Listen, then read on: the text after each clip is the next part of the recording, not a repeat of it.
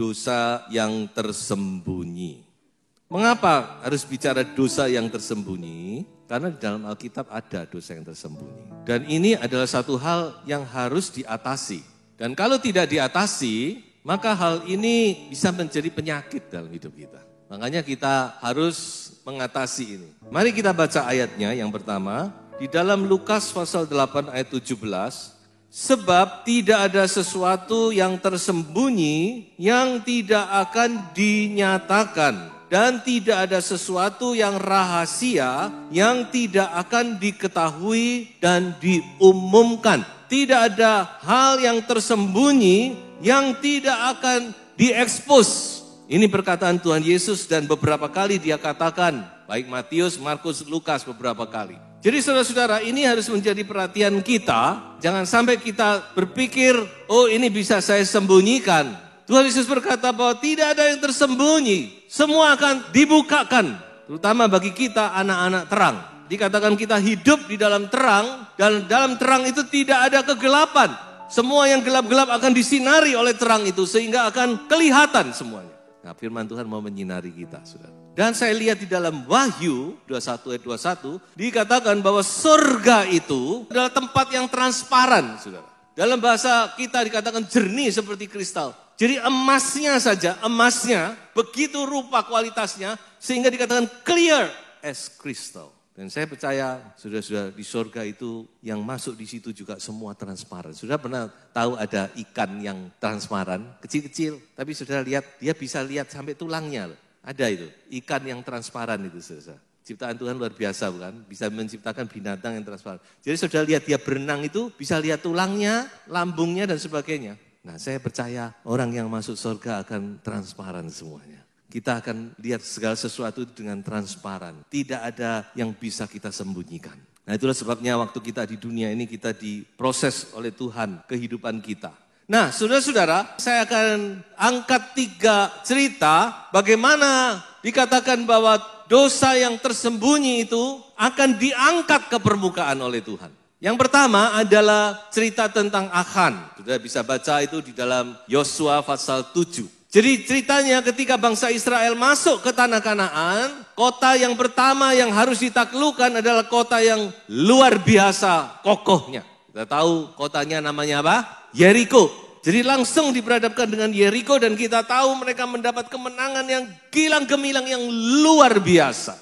Nah setelah Yeriko, mereka dihadapkan dengan sebuah kota yang relatif sangat kecil. Namanya kota Ai. Tapi saudara, apa yang mereka alami? Mereka mengalami kekalahan besar. Sehingga Yosua down. Dia benar-benar kecewa putus asa. Dia bilang bagaimana kalau bangsa-bangsa lain mendengar.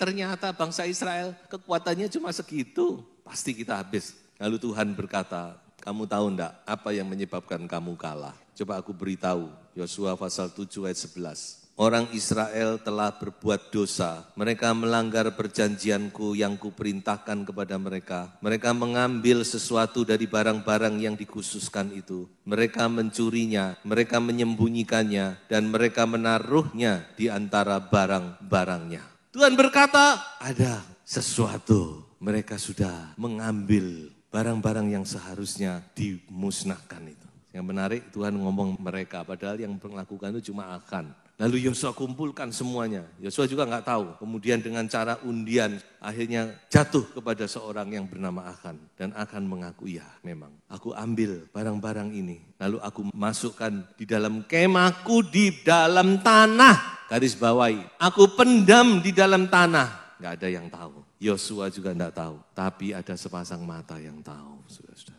Dia melihat jelas apa yang Achan lakukan. Dan apa yang Achan perbuat ini, saudara, mendatangkan celaka bagi bangsanya. Kesalahan satu orang, tapi membawa dampak kepada bangsa itu.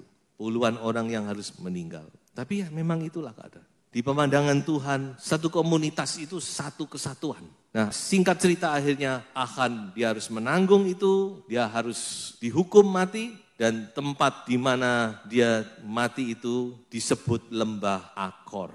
Akor berasal dari kata Achan, Akor. Jadi saudara-saudara kita lihat di sini, Achan bisa menyembunyikan dirinya dari manusia.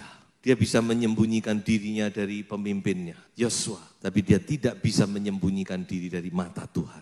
Tuhan melihat apa yang dia lakukan, disembunyikan dimanapun Tuhan tahu. Dan Tuhan angkat ke permukaan itu. Sehingga dia tidak bisa berkelit. Jadi tidak ada yang tersembunyi bagi Tuhan.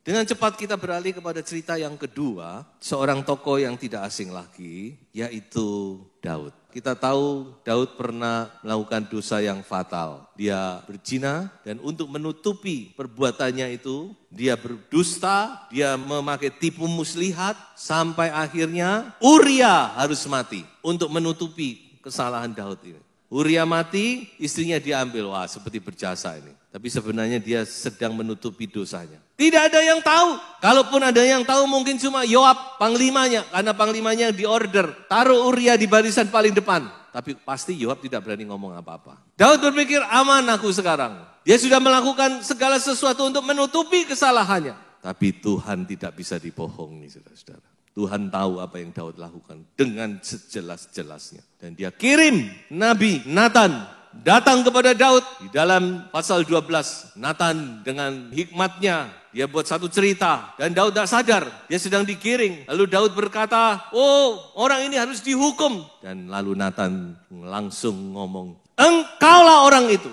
Langsung Daud terperanjat, kaget setengah mati. Dia tunduk di hadirat Tuhan. Dia ngomong, aku sudah berdosa kepada Tuhan. Saudara, Tuhan tidak bisa dipermainkan.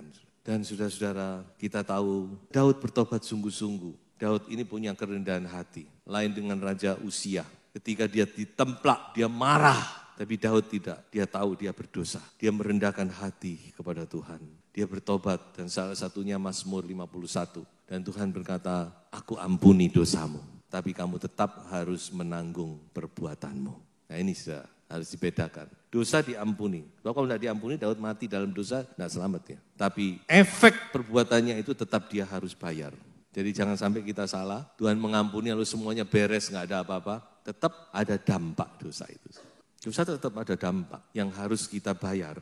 Makanya firman Tuhan berkata, jangan berbuat dosa itu ya gitu. Betul, Tuhan ampuni. Tapi bukan berarti lalu diampuni semuanya oke, Daud ampuni semuanya beres. Tuhan bilang, oke, aku ampuni. Tapi apa yang kamu lakukan, kamu harus bayar. Dan bayarannya sangat mahal, saudara-saudara. Mahal sekali. 1 nyawa yang Daud ambil, dia harus bayar dengan 4 nyawa dari anaknya. Karena dia sendiri tidak sadar. Waktu dia diberitahu oleh Nabi Nathan, orang ini harus dihukum, dia harus ganti 4 kali. Itu yang dia alami. Itulah sebabnya, saudara, mengapa kita harus hidup dalam takut dan gentar kepada Tuhan. Karena Tuhan tidak bisa dipermainkan. Jangan kita menganggap enteng, menganggap remeh dosa itu. Dan saudara mungkin ada yang bertanya, lalu gimana waktu saya harus bayar? Ya tetap kita harus dalam kemurahan Tuhan, kasih karunia Tuhan. Kalau kita tetap dalam kemurahan Tuhan, kita minta kemurahan Tuhan, Tuhan itu baik. Amin. Tuhan kita itu baik, tidak usah khawatir. Saudara. Tuhan melihat hati kita. Yang ketiga, saya ambil cerita dari wanita Samaria. Wanita Samaria tentu masyarakat tahu keadaannya. Tapi satu hal, dia mencoba untuk menghindar. Dia coba untuk menghindar, tidak ketemu orang. Buktinya, dia siang-siang cari air. Itu tidak lazim. Orang biasa menimba air itu sore biasanya. Sudah bisa lihat pada zaman itu, mata air kan jarang. Ada sumur-sumur, mereka selalu datang sore hari di mana terik matahari sudah mulai berkurang. Wanita ini datang di tengah hari. Karena dia punya latar belakang yang kelam dalam hidupnya. Dia tidak mau diketahui oleh siapapun. Semaksimal mungkin, yang tahu pun dia coba untuk menyembunyikan hal itu. Tetapi Tuhan Yesus tahu. Nah ini, Tuhan tahu ada yang perlu dibereskan dengan hidupnya. Apa Anda pikir Tuhan Yesus salah jalan lewat Samaria? Tidak. Dia sengaja nunggu di perigi itu. Dia tahu dia akan ketemu dengan wanita Samaria ini. Dan kita tahu saudara, di situ Tuhan Yesus memulihkan kehidupannya. Tuhan Yesus bawa dia pada pengakuan dosa, kesadaran, bahkan bawa dia untuk mengerti tentang penyembahan yang benar. Yang menarik dari wanita ini, saudara-saudara, ketika dia dikonfrontasi dengan dosa-dosanya, dia tidak marah, dia tidak tersinggung, dia tidak lari dari kenyataan. Itu yang pertama. Dan yang kedua, saudara-saudara, ketika dia sudah berubah, sudah dipulihkan hidupnya, wanita ini bahkan tidak segan-segan menceritakan perubahan itu kepada orang-orang lain. Saya katakan ini penginjil yang pertama ini, saudara. Belum Stefanus sudah ada wanita ini. Dia ceritakan, dia katakan, Ini ada orang yang tahu tentang hidup lamaku. Mungkinkah dia ini Kristus? Orang-orang datang semua untuk ketemu Yesus. Ya secara akal ngomong gitu itu kan tidak gampang, saudara. Ya, kan dia seolah-olah membuka aib aku ini dulu gimana. Tapi dia ngomong. Coba kita lihat ya. Yohanes pasal 4 ayat 29. Mari lihat, di sana ada seorang yang mengatakan kepadaku segala sesuatu yang telah kuperbuat. Mungkinkah dia Kristus itu? Haleluya. Ini orang Samaria. Dan sudah bisa baca ceritanya. Tuhan Yesus akhirnya disuruh 2 hari ada tinggal di sana. Dan banyak orang yang percaya kepada Yesus. Malah orang Samaria percaya Yesus, saudara. Karena wanita ini. Jadi kalau Tuhan mengekspos sesuatu, saudara jangan tanggapi itu dengan hati yang negatif, hati yang marah. Mungkin saya kan tidak tahu, saudara, keadaan kita masing-masing, saya mana tahu. Tapi kalau Tuhan mengekspos sesuatu, itu Tuhan mengasihi saudara. Dan Tuhan punya rencana dalam hidup. Amin. Tuhan mau pakai saudara untuk menjadi saksinya. Sebab itu saudara, sebagai kesimpulan dari khotbah, apa yang Tuhan inginkan? Kalau Tuhan ngomong begini, sebenarnya apa yang dia inginkan? Nah ini yang dia inginkan. Coba kita baca Amsal 28 ayat 13. Siapa menyembunyikan pelanggarannya tidak akan beruntung. Tetapi siapa mengakuinya dan meninggalkannya akan disayangi. Nah ini. Siapa menyembunyikan pelanggarannya, dosanya tidak akan beruntung. Tidak akan bermanfaat, tidak akan berfaedah. Malah akan merugikan kita sendiri. Tetapi siapa mengakuinya. Tuhan butuh pengakuan kita. Dan saya tidak usah segan-segan mengaku dosa. Saya ajak mengaku dosa di hadapan Tuhan. Tuhan ampuni aku. Akui di hadapan Tuhan. Dan meninggalkannya. Bukan sekedar mengakui, tetapi kita meninggalkannya. Artinya apa? Bertobat. Kita sungguh-sungguh tinggalkan kehidupan yang lama kita. Seperti lagu berkata, ku telah mati dan tinggalkan hidupku yang lama. Dan saudara menerima pemulihan dari Tuhan. Maka dikatakan akan disayangi. Makanya tidak heran, Daud itu disayangi oleh Tuhan. Secara kasat mata, perbuatan Daud ini lebih jahat dari perbuatan Saul, bukan? Tapi kenapa kok Daud disayangi oleh Tuhan? Ini rahasianya. Karena dia sadar dia sudah salah. Dia datang kepada Tuhan, dia mencari hadirat Tuhan. Dia sungguh-sungguh menyesal. Buktinya saudara-saudara, anak yang lahir, ya pertama memang mati, ditulai oleh Tuhan. Tapi yang kedua, Salomo itu dikasihi Tuhan. Makanya dinama Yedijah, artinya dikasihi Tuhan. Lalu kalau kita sudah melakukan ini, apa yang akan Tuhan lakukan?